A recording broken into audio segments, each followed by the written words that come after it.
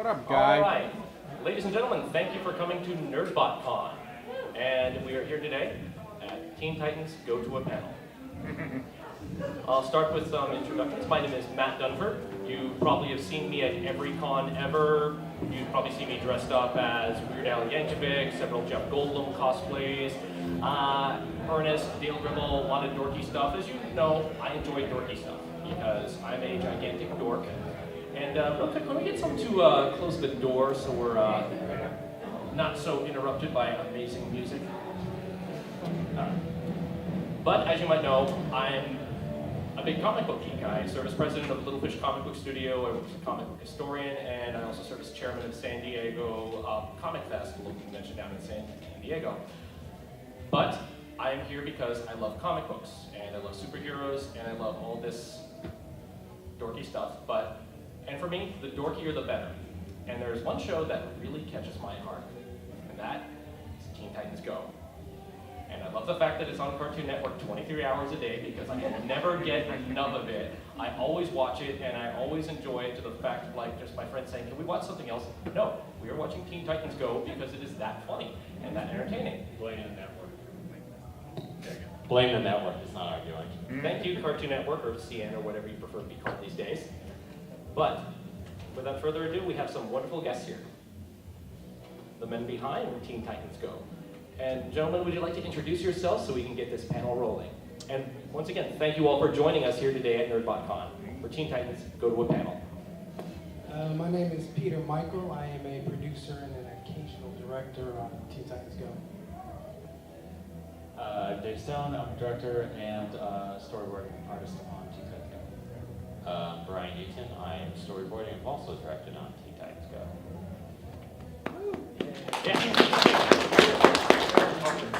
So they've taken some time out of their busy schedules of creating what is the greatest modern day masterpiece of animation on Earth to be with us here today. No, trust me, I give the show the praise it deserves. And gentlemen, can you talk a little bit about your animation background and what led you to becoming, getting this role on Teen Titans Go? My background, I went to school for animation in Philadelphia, but I went a super unconventional route into directing on Teen Titans Go. You usually start as a storyboarder, so you're just a storyteller and you become a director. I've always been a designer for almost 20 years. And then I got a phone call from our producer, and she said, hey, do you want to come and direct? And I said, nope, I don't know how to direct. I like to draw, and that's about it. And then she called again, and I was like, sure, I'll try. And then here we are 5 seasons later. It's kind of crazy. That it is. What a ride. I'm basically kind of somewhat similar. One of the showrunners, Aaron Horvath, got my name from a friend, basically looking for, who knows how to make jokes.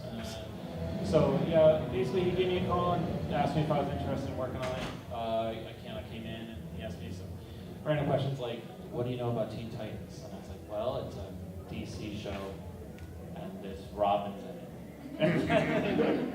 Great, perfect. And and I started boarding on it in the first season, and then I left to go try some other stuff, and ended up coming back and forth in this season as a director.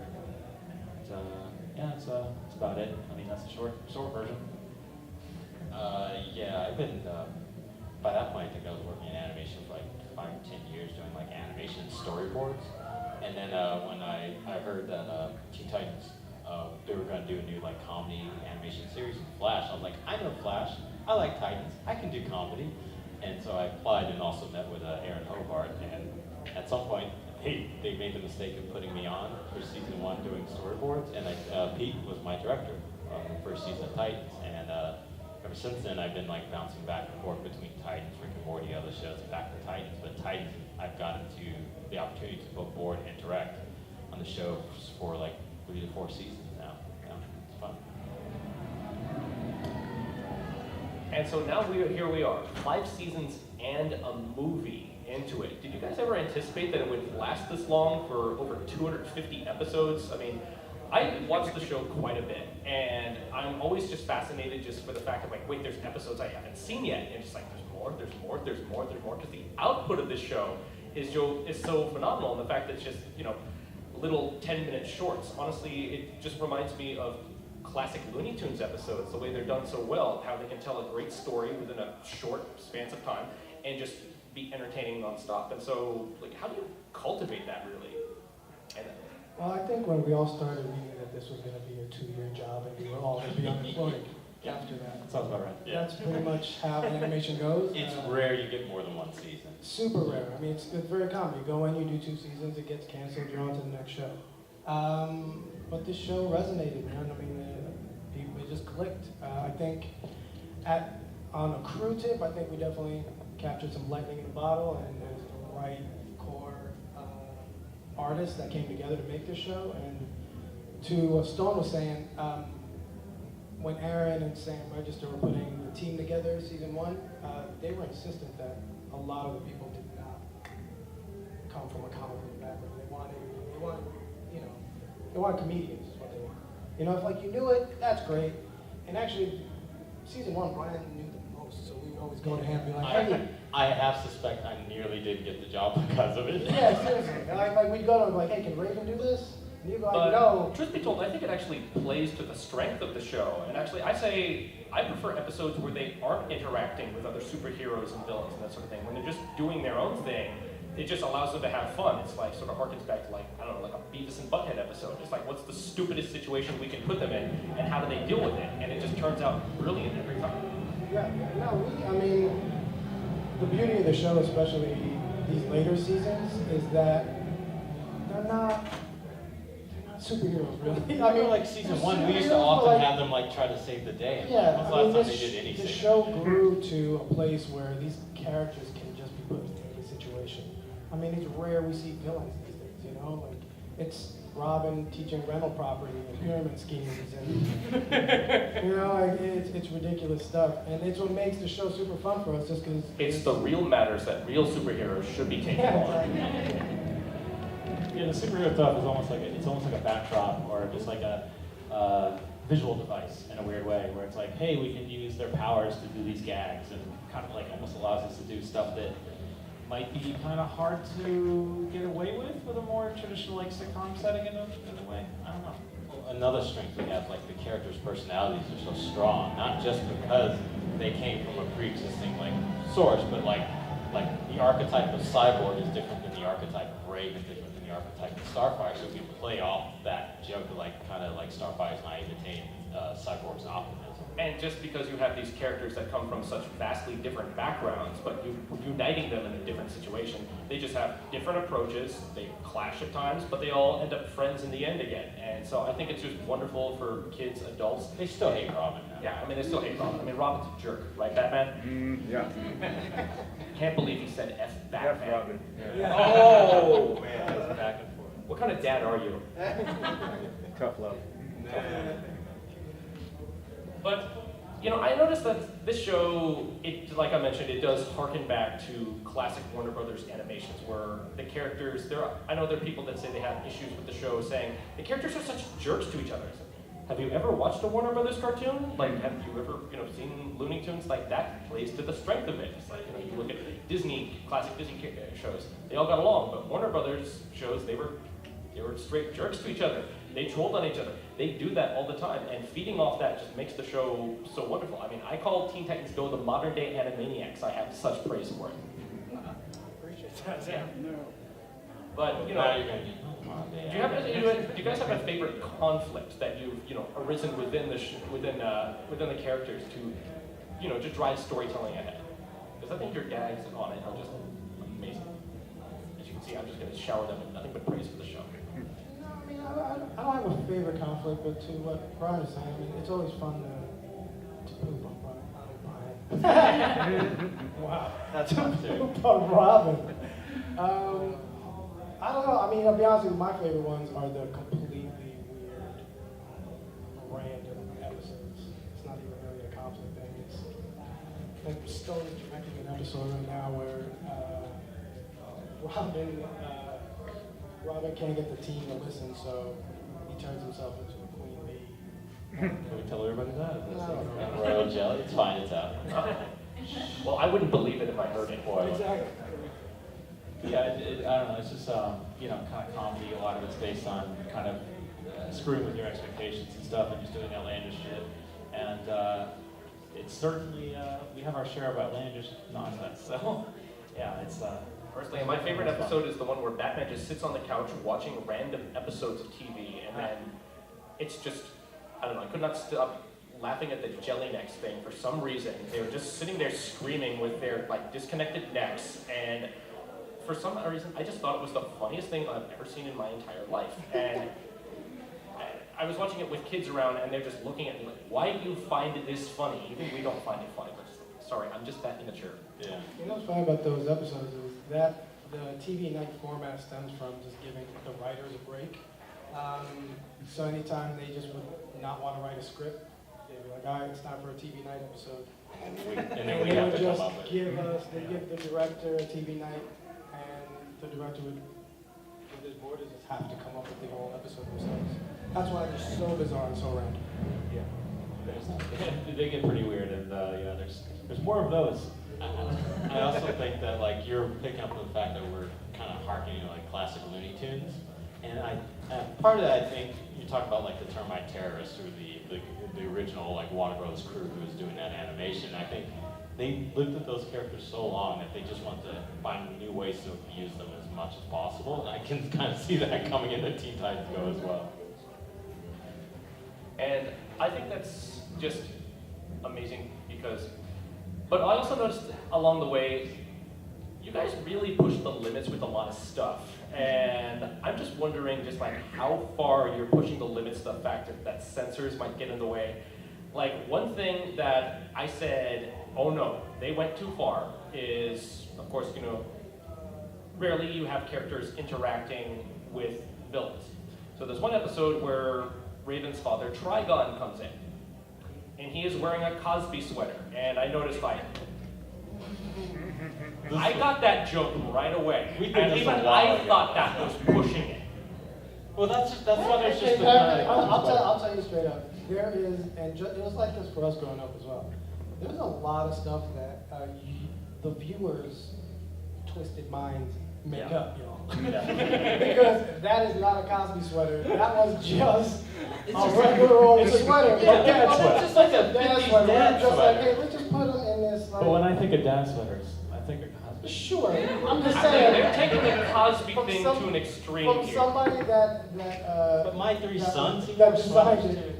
there was zero Cosby influence. But when we heard it online, we never just deny it. We're like, let them think whatever they want to think. That's about it. Yeah, and I assume you have to have seen those online clickbait articles. 10 times Teen Titans Go push the limits. Every single one of them. And here's time when you can see Robin dancing. His butt is moving. I wasted 9 minutes of my life for this. I don't understand when not seeing like butts jiggling became a problem. Especially Robin's butt. He's got a fine ass. He's been working on it. Yeah, and he's all over the place. He does his squats. Yeah. I mean, you want to see Nightwing too. Well, of course, you won't see Nightwing because we're in Teen Titans Go. Oh, Nightwing's shown up. Oh yeah. Well, There's a lot of episodes. Well, I like to forget it. 6-letter the alphabet Nightwing. Sorry, I'm just trolling my friend really hard. All right. So, another thing I wanted to address, because I talk about the show with such love and such passion, but there is a group of people, and I won't say who, will not give the show a chance because they perceive it as being too childish. And their only justification for this is they cannot make this claim without attaching a comparison to the original Teen Titans cartoon, right? So, have you heard these critiques oftentimes? And of course, the internet is full of them. And I just want to know, what is your reaction to this? So we don't give a shit, really. The show is for 8-year-olds, that grown-ups happen to like. We make what makes us laugh, but when this thing goes through the legal funnel, it's not going through a funnel for adults. Like, this thing is for 8-year-olds. It's our target demographic. So when 23 plus start shitting on it, we're like, that's cool. It's not even for you. That's like holding a Fisher Price toy. I'm like, I hate this thing. And I'm like, cool, put it down. Go into that aisle. They got adult toys over there. That's what trips me out the most. It's like, if you don't like it, don't play with it. If you don't like it, stop watching it. We, if anything, we get joy from it because it gives us content. I mean, if you've watched the show, we've done multiple episodes, you know, poking at haters, just because it's funny. It's fun. Yeah, I love that the fact where they just looked at their Miranda's and themselves and they're like, wait, we used to be cool? What happened? Well, They used to be 8 too, but they're not 8 anymore. But, you know, I watch Teen Titans Go with an just completely open mind because I actually never watched that original Teen Titans cartoon. I just came in and just said, oh, Matt, you have to watch this because Weird Al is playing Darkseid. Oh my God. Of course, I'm a Weird Al fanatic and I just had to watch that. And so you get all these big celebrities on the show. Like, how do you actually convince all of them to get on board? Or are they just, you know, so absolutely passionate about, you know, doing these roles? Most of the roles are so bizarre that, you know, like Weird Al, we were like, can you be Darkseid? He's like, for real Darkseid? We were like, yeah. He's like, sure. Because the concept is just so odd. That and we luck out a lot with a lot of the celebrities, either their kids or their grandkids or whatever, are huge fans of the show. So they come and one time we got Nick Cage on the movie just because his son was a huge fan of the show. So he was like, sure, I'll do it. Is there any sort of gag that was actually shot down by the network that you really wanted to put into the show, but you really just could not, they just would not let it in? Yeah, Hundreds. yeah, countless. Now that we're not before a studio audience, would you like to share some of them? Do you want to talk about that one episode? Which one? One that's never going to happen? Well, we kind of can. That one's actually going to come out. Yeah. Okay, good. It's something else. Okay, never mind. We did a whole episode, and then legal came in and said, nope. We're like, cool. All right. Yeah. That would have been nice to know before we started it. Yeah, don't they read the scripts? They do, man. It just, you know, sometimes visuals are a little more shocking than words. Yeah. You know what I'm saying about that? Yeah. No, I mean, for a while, I write quite a bit of the songs on the show, and for a long time, I really wanted to get a song about poop in the episode for some reason. Poop's funny, guys, Poop's by the funny, way. yeah. There was a song called Dookie in a Jar that's about Dookie in a Jar. Gotta give the people what they want. That was so good. It sounds bizarre though, but trust me, it made sense in the episode. Stuff like that. They don't like any talk about Dookie or anything coming out of a character's butt and somebody else eating it. Yeah, Oh, yeah, but Robin. yeah, anything that comes out It of my wasn't poop, character. it was an egg for that particular Yeah, person. it was Robert. Yeah, Robin had turned into a bird, pooped out an egg, Raven made breakfast with it and then served it. And Legal was like, you can't do that. We're like, it's an egg, man. He's a bird man. And they just weren't having it. So they said, you can have them poop it, they can make breakfast, but nobody can eat it. So we're like, cool. So we did it all except the eating part. Yeah, so we just haven't chucked the breakfast. Yeah, right? And we were like, that's fine. It's still weird they make breakfast out of it. Yeah. It sounds like you guys just have the absolute dream job. So what is a day in the office like? How do you just typically start your day? And I hate using the term, like, how do you get your ideas? Because, like, I know everyone has their different approach to it, but you just bounce off each other? Do you just, like, you know, throw in or constantly just shooting each other down and that sort of thing? Everything you just said. I mean, it's a kind of everything. I don't know. Everyone's got crazy, weird ideas. You know, we get the scripts in, and you know, the way we do the show is we actually record the dialogue ahead of time before we do the board. So even the acting of the voice actors kind of informs stuff. You'll hear things that, say, I don't know, Scott Medville, who does Robin, he does a lot of little things in his voice that are like specific, and you'll like latch onto it because you're listening to it over and over and over. You're like, how do I make that weird as hell? Like, I want to make this moment out of the fact that he says, I don't know, like, the word cringe in a really strange way. And you're like, oh, I'm going to cut way in, and I'm going to darken shadows on him, and just like, you know, it's cringe. And now it's in this strange moment when it was really, it's just him saying cringe, but now it's something else. You know, I mean, you just kind of build it up. I don't know. And then, yeah, a lot of it's like, hey, I got this idea, what do you think? oh, well, what if we tried it like this? And it's a lot of back and forth, and all sorts of different I mean, it's a rarity, the thing that happens on Titans, because, and Brian, I'm sure it's proof with Rick and Morty.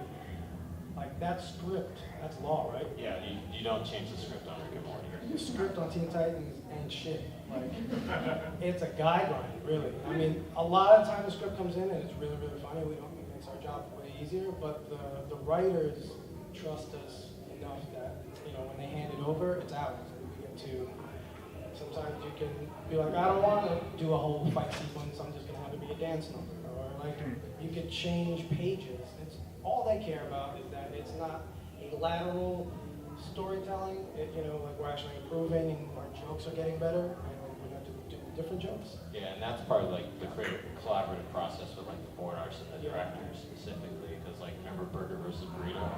Oh yeah. We did that whole script. Yeah, that script had like 5 montages in it, and we're like, no, 1. Yeah, I mean honestly, the magic of the show comes from just everybody checks that ego at the door and is just trying to come up with the funniest bit. It doesn't matter where it comes from. I mean, one of our production managers can't draw for anything, but he'll come in and look at a drawing of mine and be like, hey, that looks a little funky, tweak that. I'm like, oh, you're right, actually. Right here. Like, it doesn't matter where it's coming from. Like, it really, if it's a good idea, it's a good idea, and we're just trying to put out a best product. Yeah, so it is nice that you guys have that creative freedom just to be flexible with anything, because I know some of superhero fanatic fans will be like too picky about things. Superhero fans take things way too seriously with their childhood characters, but guess what? These are just childish characters. Well, They have- I'll make the comparison. Like, I look at Teen Titans Go versus the original Teen Titans, like 1960s Batman versus Batman animated series. I can love both, and I appreciate both for what they are, but they're presenting 2 different ideas. One's like a campy, like romp, and the other one's like a serious, dramatic take on the characters.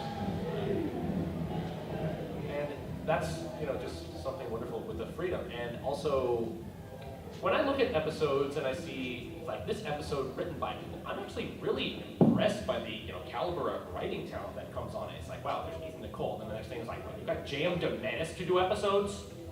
That just blows my mind. So, like, seeing, like, DeMatteis, who is, like, one of the champions of 1980s comics, doing episodes, like, I mean, how, like, have you ever been starstruck by a script, or just one that just really just comes to the wire that just really blows your mind if it's quality? Yeah, but it's definitely not by the writer, because we don't actually get to see who writes them. Like, there is no written by on the script. Yeah, they always give a script with no name. There's a title, but listen, I do have to give much respect and kudos to Michail and Aaron, who are, the head guys on this, especially on the writing side, because all these freelance writers submit their work, and they definitely put their input in it heavily. Because I've read scripts that have come in, and then I've read them after they've had their input, and they just always just bring it back to the weirdness that is Titans. So no, I mean, it really is, it starts with them. It's probably a good idea they don't put their names on it, because then when we're tearing their scripts up, there's no kind of like, oh, I don't want to touch this, is sacred. Exactly. Uh-oh, ego checked at the door. Yeah.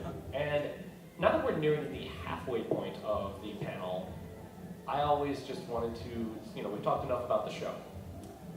Can we talk a little bit about the movie? I was so impressed with the movie, I saw it in theaters 4 times. I could not get enough of this movie.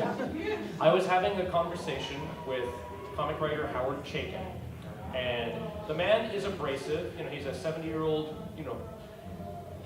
he's a bit of a D-bag. He's got an abrasive personality. He always has something snarky to say, but he makes no secret about his love of Teen Titans Go, and we cannot fathom why the audiences out in the world don't love it more.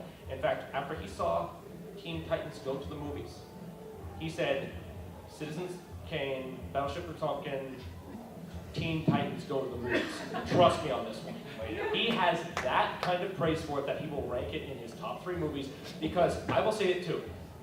Teen Titans Go to the Movies was so good, there was not 1 second in that movie that was not entertaining. It's just hitting you over the top. I would hearken it to like the Lego movie, where it just never slows down in being entertaining. It's just that good and that amazing. And of course, you get away with the poop and fart jokes that you wanted to do. Do love poop and farts apparently. I think Pete, I think you described it as being relentless at one point to me. Yeah, it's like, what do you think of the movie, man? How you feeling about it? You're like, it's relentless. But I mean that in the comedy and the pacing and how much it's kind of giving to the viewer, I guess. That's what I say. I mean, the thing that we definitely didn't expect and were surprised with is anytime Warner Brothers is gonna spend some money, some significant amount of money, we all kind of expected they're gonna bring in new people to do this movie. And it was cool, man. I mean, they let me and Aaron direct it. We worked with all people from the show, pretty much made it and wrote on it. It's what made the movie what it was, is that the people that made it have been working with these characters for the past 6 years, so, the magic was still there. That, and because it was done so cheap, like $10 million is very cheap though, they left us alone. Like, all the execs were just like, whatever, it's $10 million. Yeah, Don't they notice that when you leave people alone, movies turn out well? Like when Warner Brothers ran out of money in the late 90s, and they said, animators, finish your last, movie. We're not going to do anything about it. And that movie was Iron Giant. It's like, just, let creators create, and then they have a whole lot of fun there, right? Yeah. And I didn't work on the movie specifically, but I know all the behind the scenes stuff.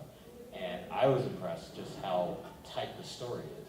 Like, the story is just as tight as any, modern action with a 3-act structure would need to be. It's better than all of the other DC movies that come out in recent years. Very much agree. Yeah, but considering that it's all the board artists who are on the show mainly contribute to that, and the initial script that Michail and Aaron put out, this is exactly what this movie should be, and how it should be displayed. We tried not to complicate the story. I mean, the show's silly, and we knew we just needed to make a silly movie that was just on a bigger epic scale.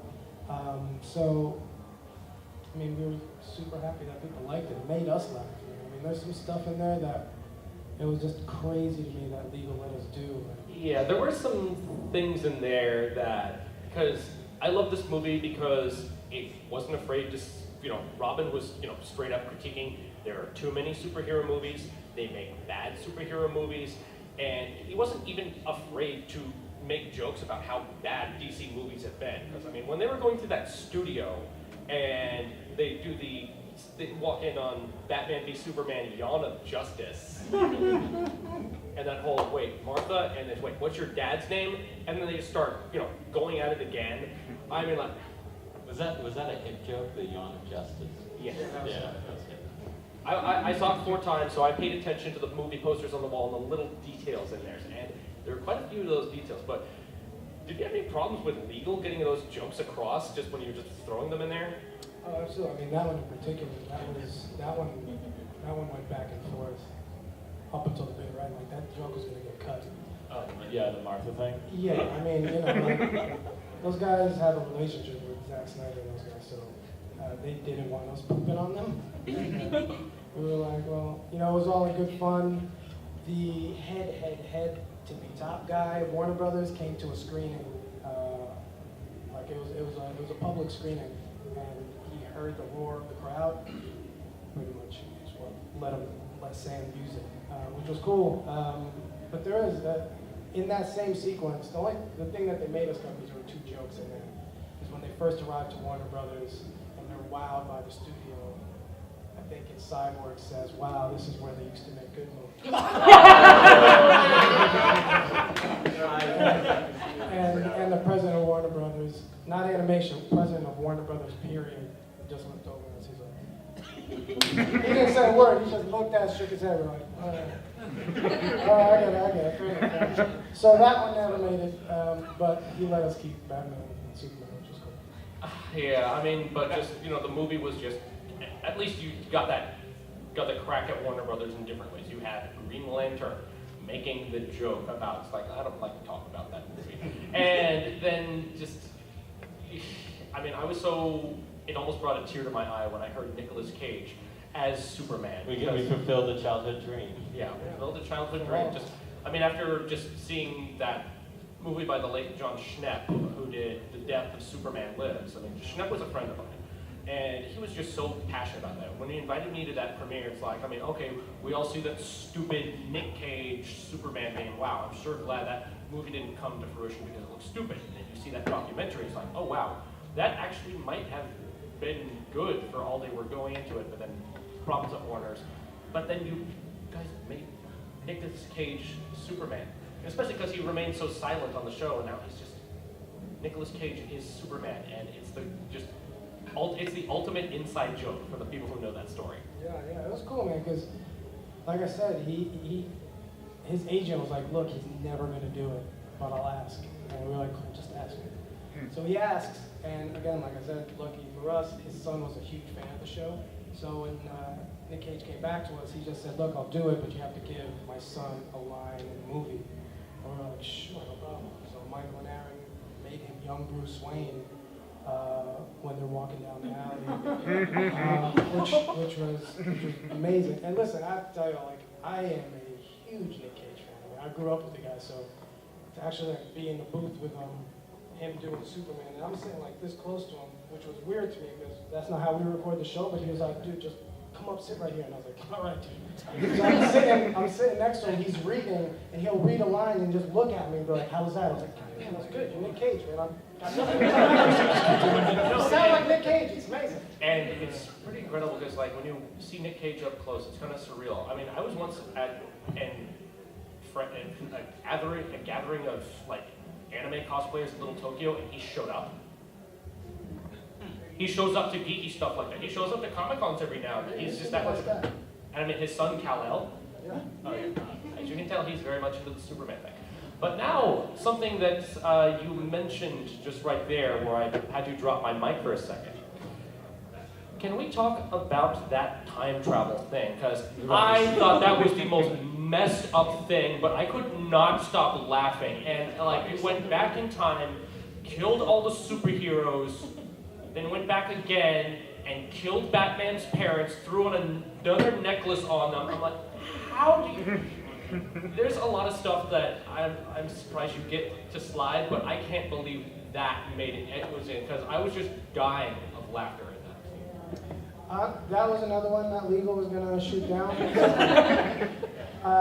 So that went back and forth for a while, and again, it kept on getting huge laughs. So what the compromise was the sound of the gun.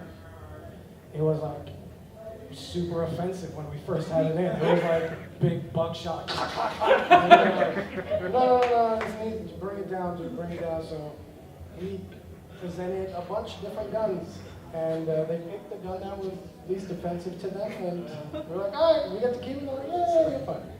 So I can hear it. There's gunshots. It's not too bad. It lost mild with gunshots. Yeah. Plus, I don't know if you noticed. Did you notice when they go back to fix everything, they fix everybody except the turtles? Yep. So in that world, the turtles do not exist. Yep. Oh, how about that? That's a retcon one of the episodes. Yeah. So next question about the movie. How'd you guys get a Stan Lee cameo? Yeah, that was amazing. Our executive producer, who's also president of Warner Brothers Animation and Sam Register, was just having a random lunch with somebody that was a mutual friend of Stan, and he was just asking Sam, hey, what are you working on? He was like, I'm working on a superhero movie, and he was like, oh, that's cool. And it was Sam's idea. Sam was like, you think Stan would do a cameo? And he was like, yeah, he doesn't give a shit these days. And it's true, man. So Sam came back and he was like, hey, you're recording Stan next week. We're like, really? Went to his office. It's right at his desk. Dude, the guy was 94, but I swear he was like in his 40s. Like he had a firm hand grip. It was like busting our balls the whole time. And he was awesome. He was like, this is for a movie? We're like, yeah. Did you know it was for a DC movie? Yeah, he so didn't care. Yeah, oh my God. He was like, I'm Stan Lee. Yeah, no, he was great. He's like, I'm gonna get this in before I go. The fact that he's just like, I don't care if it's a DC movie, I still want to be in it. And it was just, and of course, you know, I'm just watching the movie, and of course, you know, that scene comes up, and and you're thinking like, oh, it's like a side profile of Stan Lee, but then it's just like, you think it's going to be subtle, but then it just becomes just the most like, hey guys, I'm here doing my subtle Stan Lee cameo. Look at me, look at me. Comedy. That movie just really pushed the limits of what a, not only a superhero movie should be, but what a comedy should be, of just not giving a damn, rolling with it, and just taking the history of what came before you, making fun of it, and just turning it into a cohesive, perfect story. And that's why I think we all love it so much, right?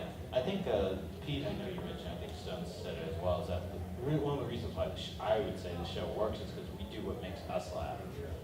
If you're writing, drawing, or doing anything in your creative life, you should do what appeals to you, and then you'll find your audience. It's that simple. And so now that we're approaching the end of the panel, we got about 12 minutes left. Usually 10 minutes is the opening time. Do we have any other guests up there? Oh, I'll start up front. This is about the movie. Who came up with the idea to cast Will Arnett as Slade? Because most of the time I was thinking of BoJack Horseman or Lego Batman. Yeah, that was our executive producer. Will Arnett, the way Will Arnett got involved is that he actually reached out to Sam Register, our executive, and wanted to use Michael and Aaron on a completely separate project while we were just developing the movie. He said, yeah, that's cool, we'll do that, but like, how about you just work on this movie with us?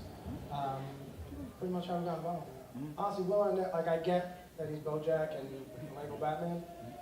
That guy's just an incredible actor, like super funny, man. Like honestly, we would give him most of the Slade lines in this movie were straight just Will Arnett just riffing. Like would give him just a seed of an idea, and he would just give us a half hour. And we're like, dude, that line is supposed to be four words, and he would just be like, here's all this. So it was an absolute pleasure. You gotta admit, he owned it. He was amazing. Totally. But I hear what you're saying. We've heard the answers. And of course, now you've turned Slade into a household name. Yeah. So, also, Oh yeah, you mentioned you worked in Flash originally. We don't say Flash out loud anymore. Animate. Yeah. So now, are you guys using Adobe Animate? The answer is yes to that, but let me ask you something real quick. Why don't we say that out loud? We do banner ads. I do animation and graphic, and Chrome and Firefox turned off Flash ads.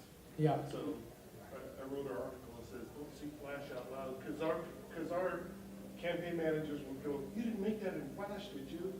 I'll tell you We're not something. supposed to use it. For somebody that has been working in Flash before it was called Flash, it was called Splash. I mean, we're talking in the 90s, y'all. I'm showing my age. But that program, Flash, trust me, I was super saddened when it turned into anime. Has kept me personally working in that one program, which is super rare in animation. Like you're gonna work in different programs. Kept me employed for 2 decades. So like when people shit on Flash and the name Flash, I'm like, y'all are crazy. How about this? How about it's just a super simple tool? It's a hammer, right? It's a bang, but you can build the most beautiful things with it. The problem is the hammer's so simple, you could also just start putting holes in walls, right? But I mean, in the right hands of an incredible artist, like you can make the most beautiful things out of it. So that's your production pipeline? It is all Flash, man, with a capital F. Yeah, That is Flash. our animation director is the same animation director from Foster's Home for Imaginary Friends. No one shits in that show. It's a Flash show. Yeah, I think people also don't realize how many things were done in Flash. yeah. And also, like, the web stuff for Flash is a separate issue than the program. And, like, when we output it, we're not putting out a Flash file. You know what I mean? It's a movie at the end of the day. It's a quick time, or... Yeah, I mean, I don't know if anybody, again, are familiar with the series. There's sequences in the series that are traditionally animated. We use them like they're like our sprite sequences. Those are traditionally animated in Flash, And again, it's a tool. Yeah, And you all- wear that Flash pride, man. Yeah, Own it. 95% of Like, anime. was bagging on all the people saying, oh, no Flash. Yeah, they all know what they're talking about. they're reacting to a word, but they're not even processing that 95, if not more, percent of television animation specifically is digital. And Flash is just a digital program like I'm Photoshop, super proud that we Illustrator, produced this movie. Yeah. All in Flash. Flash. Yeah. Would that be like the two new people trying to get job? It's the exact same thing. Yeah, that's all to do. Like the same process you'd use to do a 2-boom animation is the exact same process we do a Flash animation. It's just a different program, different license, that's all. Oh, they're on it. I just had a question. I was wondering with keeping in touch with your demographic, you said this is mostly like for 8-year-olds, but obviously a lot of people like it. How do you know you're in touch with your audience, and how does the studio know that, hey, this is a success? We're gonna, you're at your 5th season now, or whatever. Yeah. How do you know? Hey man, that's actually a good question. I have no damn idea. You know what I know is we sit in these big legal and meetings, and we're on these real huge tables, and there's all these important people on the other side of it, and they say, hey, the ratings are great, everybody's loving it. And we say, oh really, how do you know? And they're like, well, look at this chart, blah, blah, blah, blah, blah, blah. And we got this thing, and you're like, cool, all right. I have no idea, man, it's magic. How do you know? I had a feeling it's something like that, but It is, what dude. data I mean, did they use? I have no idea if there's some sort of algorithm and they've got something, and trust me, I have no idea. Until I started, honestly, like randomly talking to people with like kids, because like I had 2 kids, and now like they're a little older now, and once I started talking to like people with their in the neighborhood with like neighborhood kids and stuff, like oh yeah, they all love it, and I'm like oh really? You guys all watch that? Oh shit, all right. I had no idea, because you don't go to a bar or something, sit down next to somebody who's like 28 years old, and they're like, man, Teen Titans, high five, like that's pretty uncommon. I do. I know this guy does. I Teen know a lot of Titans. people in this room, but I mean, to answer you like the basic answer to that though, because I do know this, is that Cartoon Network is able, they know when you click on your TV and are watching their network and when you're not watching, right?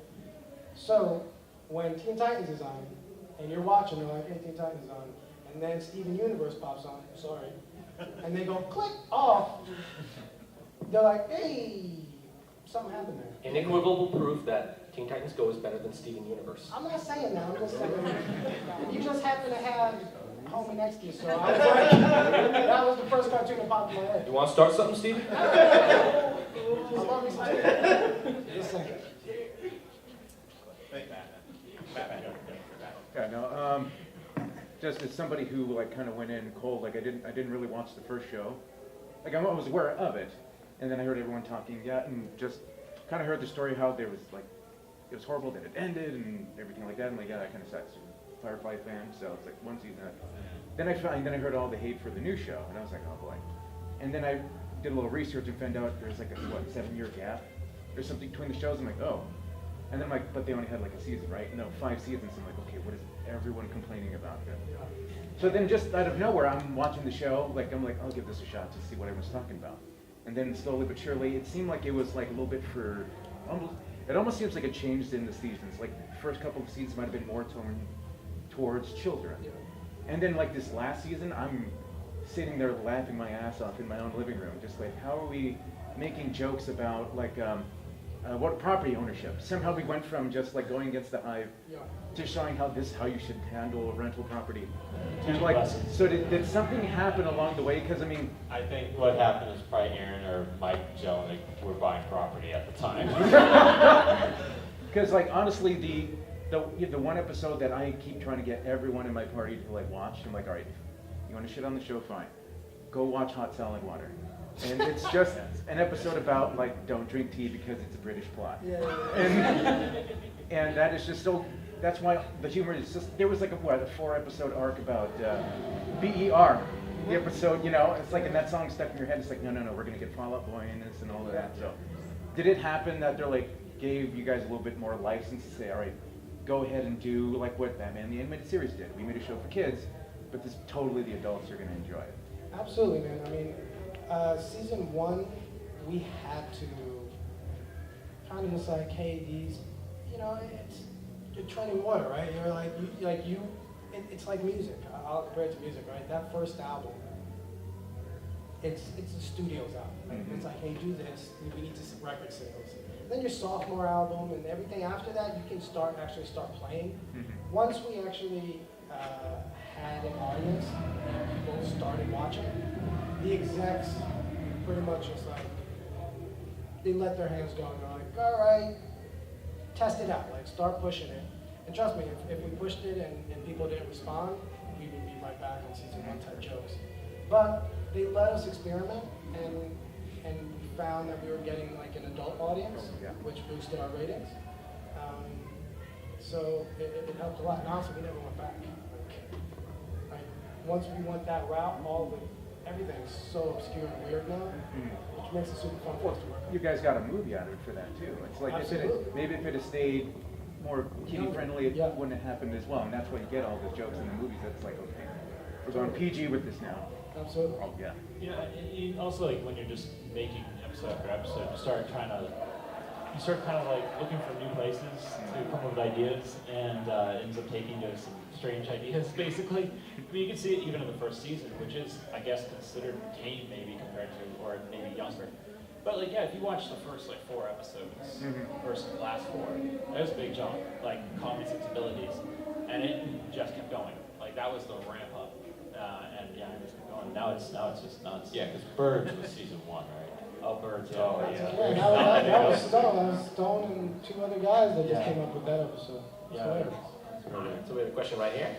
Do you guys take notice of fan art? You know, when the kids take off and do their own thing with the characters, do you guys see that stuff? Do you pay attention to it? Yeah, We were just talking about I mean, that. how many, I don't know. Am I exaggerating? Is it like 60 feet, if not more, 80 feet? Yeah, like Right, 4 there's 4 walls. walls. Oh, We you got got fan fan art art, you guys? plastered on our studio. And I want to show my favorite piece of fan art because I help run a comic book education studio. A student of mine named Adrian Perez came up with this. I had him draw it. Hillary Clinton stars in Teen Titans Go to the polls. Go out to vote, kids. Voting. And I said, how'd you get the character so well? He said, I studied online the character sheets that they laid out and just wanted to do it, and I like watched that Pokemon Go to the polls thing over and over again to get the, and he nailed it. His even like cringeworthy rendition of Hillary Clinton, it almost looks like. That's actually really good, yeah. To answer you further though, we are and have been, there's just a bunch of like legal things that are happening, trying to figure out a way where we could do an episode that is, we have fans submit their fan art, and then we pick one, and those are the designs for the whole episode. Well, I think just knowing that you guys actually see it would explode it completely. Oh yeah, no, we see it. We've actually posted our fan wall online many a times, and people start submitting. I think what's most telling. There's one more over there. So you guys said how people could compare the original to the current Teen Titans. How did you guys feel about the current to actual Titans? You mean the live action? Yeah. We laughed. I can't wait. You know, like I can't wait they, to laugh. They just launched the DC platform, which I immediately got on. I was like, I gotta check it out. I'm a fan of Swamp Thing too, so they're about to have Swamp Thing and Doom Patrol and all that business. Again, I mean, I can't be a hypocrite, right? Like it's not for, it might not be for me, but I can watch it and be like, oh look, that's for somebody else. But I think that is for me. I mean, I'm excited about it. It's ridiculous looking, man. It's ridiculous looking. I But mean, specifically it it's might the be great. It tone. might be great. The tone, because like basically it's all the people like, why isn't Titan serious anymore? It's like, okay, you'll get your serious Titans and hopefully it works out well. But also stop giving Starfire hate. That ain't right. That's the actress. She's doing a great job. Yeah, no doubt. I'm excited. All right. Oh, Batman, you got one Yeah, more? real quick. About the Go, the movie. You just mentioned Swamp Thing. And what I loved about the movie is like there was so many heroes that showed up. Just in like no lines, nothing, just in the back. Is that something that you guys said we want to get as many people in as possible, or? The script actually said every superhero in the world. But we have a budget. So we have to start getting like Challengers of the Unknown. And I'm a Challengers fan. I love Kirby and Wally Wood, so it's like that had me just cracking up. The fact that People are saying it's like, that's the OG Fantastic Four. No, this is what Fantastic Four was inspired by. It's like, I had to lecture people in the theater about Challengers because they thought they were just made up for the movie. Like, no, there's real history behind the Challengers. Yeah. So some of the selects come from just being a fan. Like I'm a fan of Swamp Thing. I think Detective Chimp is so ridiculous. So like there's people that got put in just out of sheer like, oh, that's cool. The rest, to be honest with you, because most of the time we see them, they're in a group together. It was solely my decision with Chris Saka, our production manager, to be like, all right, just as long as we kept it gender equal, we kept it race equal, like because they were all together. That and the color of the outfits, like we were like, they rolled as a group, so we were like, well, we can't just be all Green Lanterns and a Green Arrow. So like, we mixed and matched, and then presented it to DC, and DC shot down only one character, and it was Mr. Magnificent. Oh, Mr. Mirror? Oh, Mirror? Yeah, He's probably a Mr. Mirror. red and white? I don't know. Why you red and By the gold? way, it was some random dude we didn't even see, and they were like, not him. We're like, I don't even know who he is anyway, don't worry about it. I picked him only because he was red I'm and the one white. who knows all this Like, characters. that was it. But, yeah, no, it was so awesome. Like, you know, Oh. they let us do anything. Mr. Leonid, do you have a question? Yeah, I was wondering, how did you guys go from the series Teen Titans to the other one? Was it like an overnight thing? or- Different crews. No, it's not overnight at all. I don't know who said it. I mean, Batman, I think, mentioned it. It was 6 years, so, like, it was No, definitely... like, well, did you guys go to different versions? No, he's thinking we're the same crew who worked on the original Teen Oh, Titans. no. Oh. Different crews. Different Yeah, crews. totally different, yeah. No, Like the you know what's funny is that we met with the original crew one time over a Comic-Con bag that came out 2 years ago, maybe 2-3 years ago, where the original were beating up the Teen Titans Go with the yard on the back, and I just felt the hate coming from the other side of that table. It was but you know the one person that shows us mad love all the time is Glenn Murakami. Yeah, Glenn likes Glenn the show. Murakami, Mr. the original Teen Titans, has always shown us like immense love. Again, he recognizes it's not for him. I even apologized to him one time. I think after we did season 1, I'm like, I'm so Listen, sorry. we're able to keep these characters alive for another generation. Those kids will grow up and discover a darker Teen Titans and love them because they've grown up with them. You know? Glenn told me that he's like said, don't worry about it. When I put out Titans years ago, people complained that it wasn't like the comics. There you go. And I was like, oh man, sorry. Yeah. So you know, it's just, he got I it. appreciate all the love, man. I feel like the more you guys watch it, the more we'll make. So that's And once again, I want to thank all of you guys for coming out here today and showing your love for Teen Titans Go, especially you, Leonid. I know how much you love the show and love the movie and love everything about Teen Titans Go. So thank you all for being here today. Thank our guests for showing up. And ladies and gentlemen, enjoy the rest of your podcast. All right, let's clear out in an orderly manner. We have 5 minutes until our next panel, and make sure you watch Teen Titans Go because the things do pick up right after the movie, and they just beat you over the head with Independence Day jokes, which I love.